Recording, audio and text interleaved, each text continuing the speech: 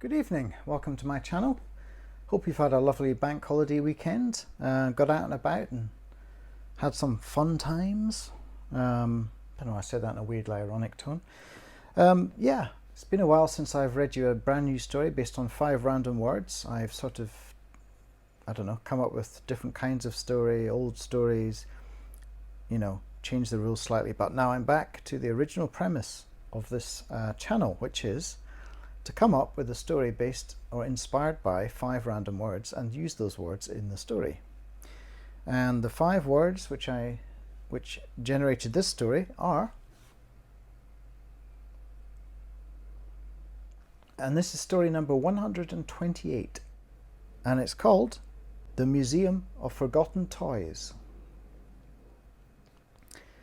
It wasn't entirely clear what the furry purple creature was supposed to be. Even before it lost one eye, most of one arm, and half its polyester body melted into a black sheen of carbon, it could have been a bear, a marsupial, or some sort of shrew. Its paper toe tag bore only the inscription Aleppo, February 2019. This was the first exhibit in the Museum of Forgotten Toys, the upstairs room in a 3-storey townhouse on this cobbled Ghent side street. First by donation, that is, not by provenance. The latter honour went to a mould-speckled ragdoll called Matilda, which a farmer had found in his Ardennes field, and which a Brussels toy antiquarian had dated to 1910. Thierry Albrecht had run a popular tea shop with his wife Megan since 1987, when they'd both been in their 20s. In 2018, Megan, a writer of television shows and children's books, had written a story for one of Belgium's broadsheets on the 73rd anniversary of the World War II liberation of Belgium. Entitled The Museum of Forgotten Toys, the story had captured the imagination of the newspaper's readership, and there had been many letters of praise. However, there had evidently been some confusion too, since the story had gone viral, which Thierry's son Mathieu informed him was a good thing. And readers of De Morgan and its syndicated websites had started mailing in soft toys, dolls and other playtime refugees found in bomb sites, cellars, disaster areas and the occasional tilled field. "Megan," Thierry had remarked when the postman delivered the first haul, "you did frame your piece as a short story, didn't you?" Didn't think I needed to," Thierry's wife replied, bemused as she tore open a jiffy bag containing a wind-up metal drummer, Sans Key, who had also lost one of his drumsticks. "They think it's real," Thierry said, pushing his pince-nez spectacles up his nose to read aloud the letter accompanying the purple creature that so far nobody had given a name. "I read the newspaper article and felt immediately moved to send you this little furry friend, which I picked out of the rubble on a Christian aid mission in Syria. I kept it on the dashboard of my Jeep for 15 months and then packed it unthinkingly into my suitcase upon my return to Brussels. When I read your piece, I immediately knew what I had to do." "Maybe it is real," said Megan mysteriously. And thus the museum shifted from being a metaphorical conceit to becoming a reality. Recent empty nesters, Thierry and Megan had a whole 3rd floor vacant in the 18th century townhouse Thierry had inherited from his grandfather. The building was a little lopsided and unusually narrow, as if it were being cruelly squeezed by the much grander residences on either side, but they'd always loved its idiosyncrasies. The couple had long considered moving upstairs to the rooms once occupied by Mathieu and their daughter Jean, but Thierry's dodgy knee made the stairs difficult. They could have opened a performance space there, it's true, as had once been their dream, but the added work booking performers, marketing events and pulling in audiences made them blanch. Thierry and Megan were now in their 60s and consciously simplifying their life rather than complicating it. A museum, oddly enough, made a lot more sense, since the postman brought them 44 parcels in the 3 weeks following Megan's short story publication.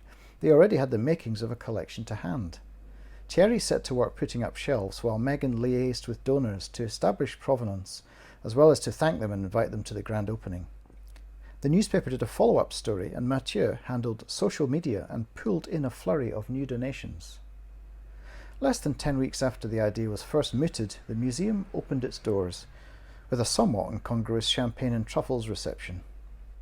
Thierry and Mathilde had decided to charge only token entry to the museum, €1, but worked hard to solicit donations, which they gave to children's charities specialising in war refugees. By the end of 2022, the museum was listed in the Rough Guide to Belgium as one of Ghent's top attractions, and the visitors grew from a trickle to a manageable stream. One visitor stood out. He arrived 10 minutes before closing time on a wet Thursday afternoon in March 2022. He was a young, elegantly suited black man with a pristine goatee, an expensive silk shirt, and equally magnificent shoes. He said his name was Roger and spoke better English than Thierry, but his accent betrayed a hint of its African origins. "I've been working in Brussels on an EU resettlement programme for refugees. I have to fly back to London tomorrow, but I couldn't miss this place," he explained as Thierry issued him a ticket from behind the counter on the top of the third-floor stairs. "We're supposed to close in 10 minutes, but I don't like to rush anyone. It can be an emotional experience," said Thierry, gesturing at the beaded curtain which filled the doorway to the museum proper. Roger nodded and gave a thin smile.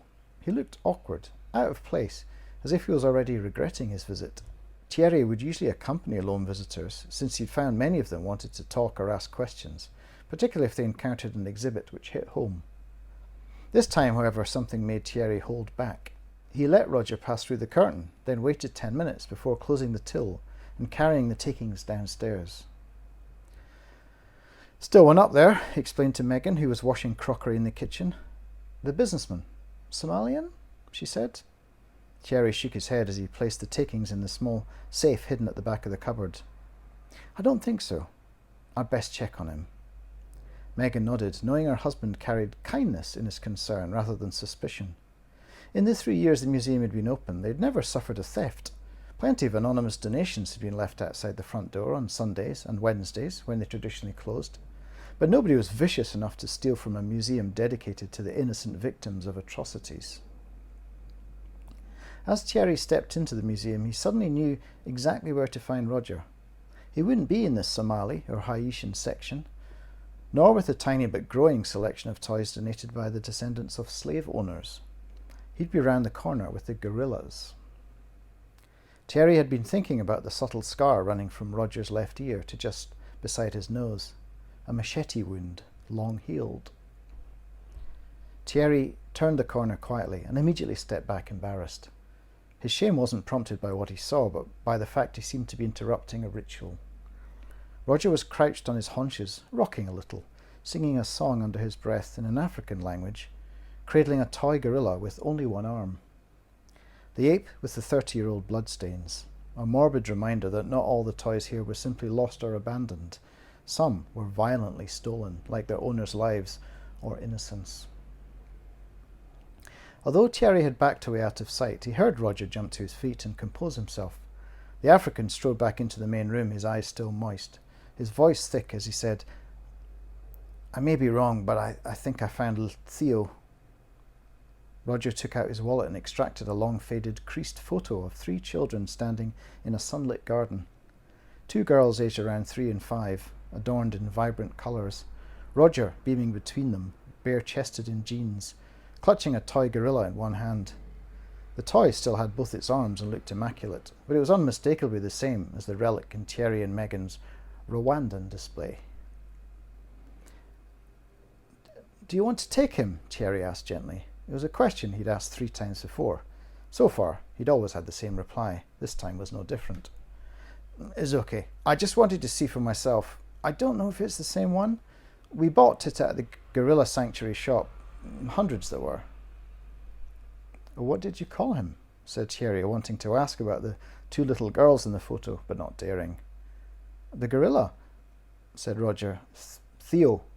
You know about Rwanda. The French..." Roger let the explanation hang, perhaps ashamed to be explaining European colonialism in Africa to a Belgian. Thierry didn't have any Congolese toys as yet, but that day would come. Thierry nodded and then stopped Roger with a gentle hand as he was about to start down the stairs. He felt awkward bending behind the counter for the toy, but it was a rule Megan had insisted upon, and Thierry meant to abide by it. He extracted a small plush dachshund from the cardboard box. It was only a cheap throwaway, 5 inches long, with a museum-branded tag and a neckerchief in the colours of the Belgian flag. "It's dumb," said Thierry apologetically, "but you get one of these for leaving a donation." Roger laughed, pushing the toy gently into his jacket pocket. "I'll give it to a child at the airport," he said. Thierry knew that he would, and was glad. After Roger left and Thierry had switched off the museum lights and locked the door to the second landing, he joined his wife for their customary glass of Genever before dinner. "Rwandan?" asked Megan. Perhaps she too had seen the scar. "Well done, dear," said Thierry, sipping the fiery liquor. The rain had all but dried on the cobbles outside, and the streets were beginning to fill with young people seeking nightlife and older tourists looking for restaurants and the nearby Hot Club jazz bar. "Oh," he remembered with a start, "I have a name for our purple Syrian." He was referring to the shrew, bear, whatever that had started their collection, but which they had never named, naively hopeful of it being reunited with its owner. That naivety had quickly left them. Of over 1,000 visitors so far, only 3 had ever been reunited, however briefly, with their old toys. Megan downed her glass and assented. About time, too. Thierry felt an odd sense of relief flood him. He cleared his throat, which had become clogged with old sentiment. "Do you mind if we call him Roger?"